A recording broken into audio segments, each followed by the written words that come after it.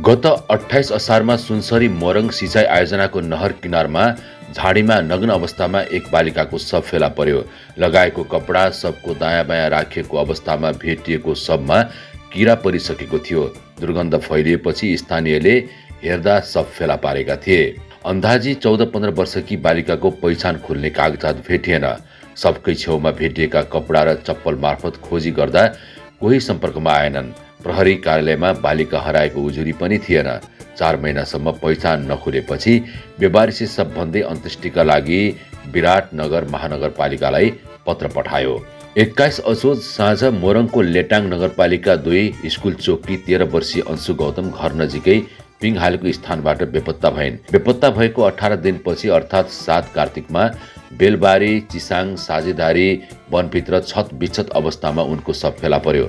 शरीर र टाउको छुट्टिएको र कपडा नभएको अवस्थामा भेटिएको शवको पहिचान घटनास्थलमा फेला परेको चप्पल र कपडाका आधारमा भयो।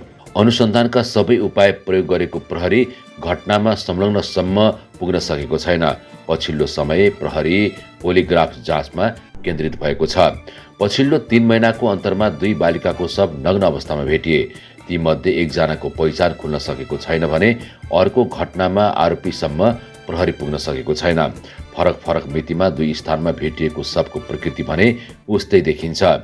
बुढीगङ्गा र लेटाङमा नग्न अवस्थामा मृत भेटिएका 2 बालिकाको बलात्कारपछि हत्या भएको प्रहरीको प्रारम्भिक अनुसन्धानको निष्कर्ष हो।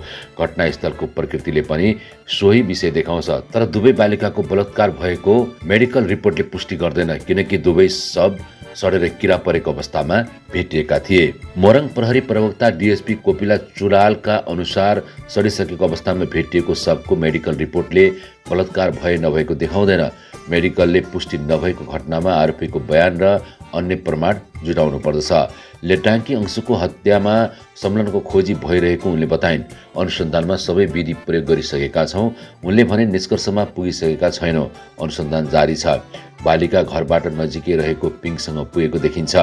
पिङ हालेको स्थानबाट हराएकी उनको शव कसरी जङ्गलमा पुग्यो भन्ने खुलेको छैन। बालिकाले मोबाइल प्रयोग नगर्ने भएकोले अनुसन्धान जटिल भइरहेको प्रहरी बताउँछ। सिआइबी प्रदेश प्रहरीको अनुसन्धान टोली र जिल्लाको टोलीले संयुक्त रूपमा अनुसन्धान गरिरहेको छ। अंशुको हत्या आरोपी खोजिरहेको प्रहरीले बुढीगङ्गामा भेटिएकी बालिकाको हत्या अनुसन्धान भने मुलतबीमा राखेको छ। नहर किनारमा मृत भेटिएकी बालिका नेपाली नभएको निष्कर्षमा प्रहरी पुगेको छ।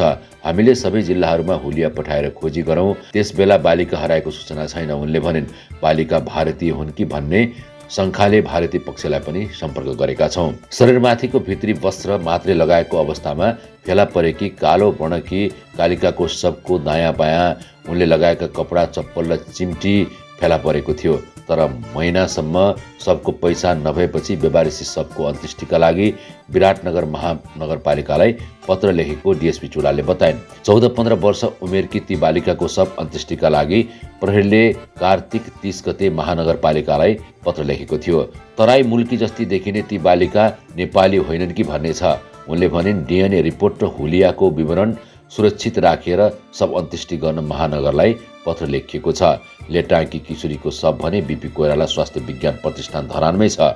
हत्यामा संलग्नलाई पक्राउ नगरेसम्म शव नबुझ्ने आफन्तको अडान छ। तपाईलाई हाम्रो युट्युब च्यानल स्टोरी एभ्रीवन सब कथा कस्तो लाग्छ, कुनै सल्लाह सुझाव र प्रतिक्रिया भए कमेन्टमा लेख्न नबिर्सिनुहोला। लाइक, कमेन्ट र शेयर गरिदिनु। सब्स्क्राइब र बेल आइकनलाई पनि थिच्न नभुल्नुहोला। हामी भने तपाईमा फेरि पनि ताजा अपडेटको साथमा उपस्थित हुने नै छौँ। तबसम्मको लागि बिदा दिनुहोस्। नमस्कार।